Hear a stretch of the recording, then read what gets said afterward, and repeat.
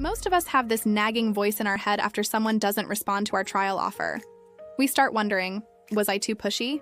Did I give away too much for free? Maybe my service isn't as valuable as I thought? This is especially common if you're a coach, consultant, or local service provider who's done with DIY marketing that doesn't work. You've invested time and energy into that free consultation or trial, and when people don't convert, it feels personal. But here's the thing. It's usually not about you or your service at all. The real issue is that people get busy, distracted, or overwhelmed. They had good intentions when they signed up for your trial, but life happened. Emails got buried, priorities shifted, and your amazing offer just got lost in the shuffle. Let's be honest about what's really happening here. When someone signs up for a free trial or consultation, they're often in what I call browsing mode. They're curious, but they haven't fully committed to solving their problem yet. Your real job isn't just to deliver value during that trial period. It's to create what I call an aha moment, that light bulb instant, where they suddenly realize they can't go back to doing things the old way. The problem is, most of us deliver the value and then just wait. We hope they'll have that realization on their own and come back to us ready to buy. But people are busy and distracted. Without the right follow-up system, even your best prospects will slip through the cracks. Here's something that might surprise you. Most service business owners drastically under-follow up. We send maybe 1 or 2 emails after someone tries our service, and then we give up because we don't want to seem pushy or desperate. But think about your own inbox for a second. How many emails do you miss or mean to respond to later? Your prospects are dealing with the same thing. Whether they're busy coaches trying to manage their client load or consultants working on multiple projects, that follow-up email you're worried about sending, they probably didn't even see the first 2.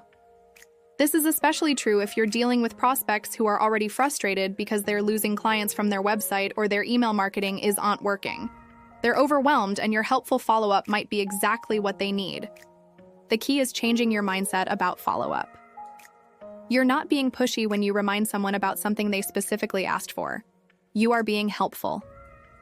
Let me give you a 3-step framework that can dramatically improve your trial-to-paid conversion rates. First, identify your activation point. This is the specific moment during your trial when clients typically have their breakthrough.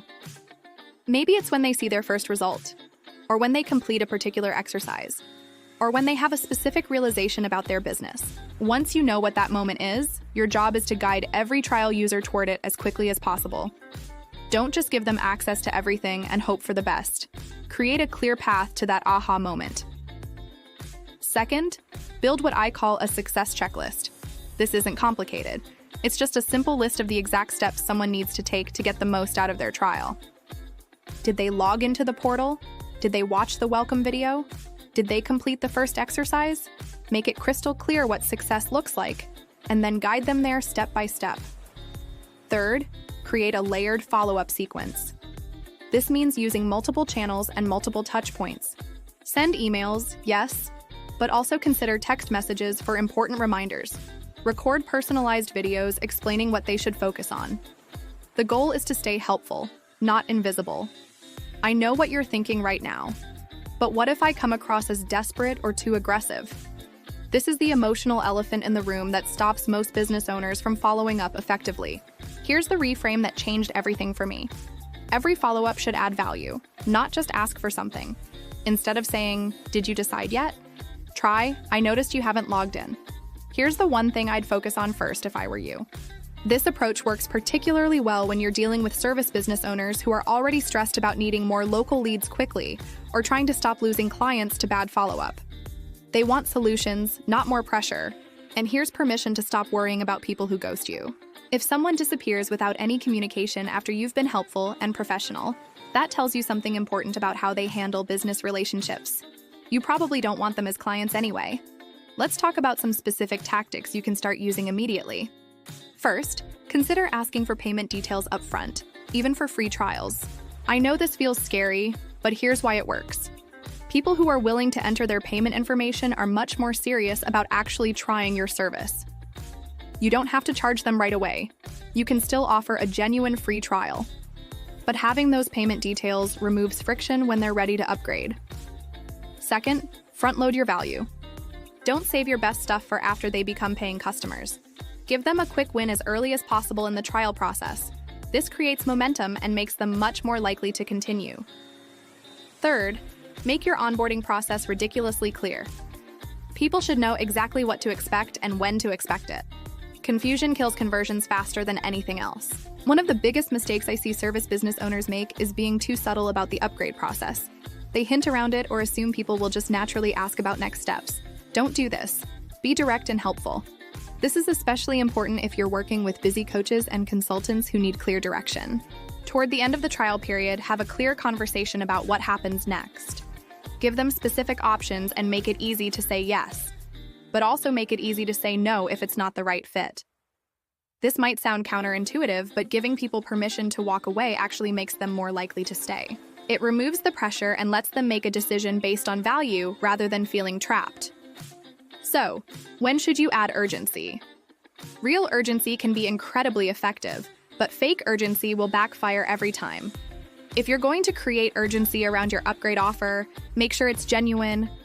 Maybe you only take on a certain number of clients each month. Maybe you're raising your prices soon.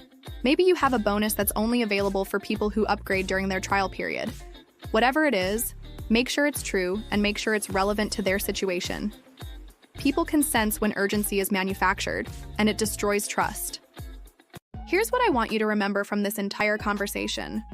Missing conversions from your free trials isn't a personal failure or a sign that your service isn't valuable enough. It's usually just a system gap that can be fixed with better processes and more consistent follow-up. Whether you're struggling with leads that aren't converting or you're tired of inconsistent results from your marketing efforts, the solution often lies in improving your follow-up systems rather than changing your core service offering. Your job isn't to convince people who aren't a good fit.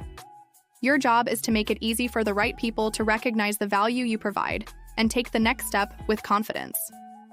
If you're struggling with trial to paid conversions, start with one thing from today's video. Pick the easiest change you can make and implement it this week. Maybe that's creating a simple checklist for your trial users, or setting up one additional follow-up email, or being more direct about upgrade options. Small improvements in your conversion process can have a huge impact on your business. A few percentage points might not sound like much, but when you multiply that across all your prospects, it adds up to real money and real growth. The most successful service business owners aren't necessarily the ones with the best marketing or the flashiest websites. They're the ones who have systems in place to nurture their prospects and make it easy for people to become customers. You've got this. Your service matters, and the right people need what you're offering. Sometimes they just need a little extra guidance to see it clearly. This has been Rita with clicksandthings.com. See you in the next one.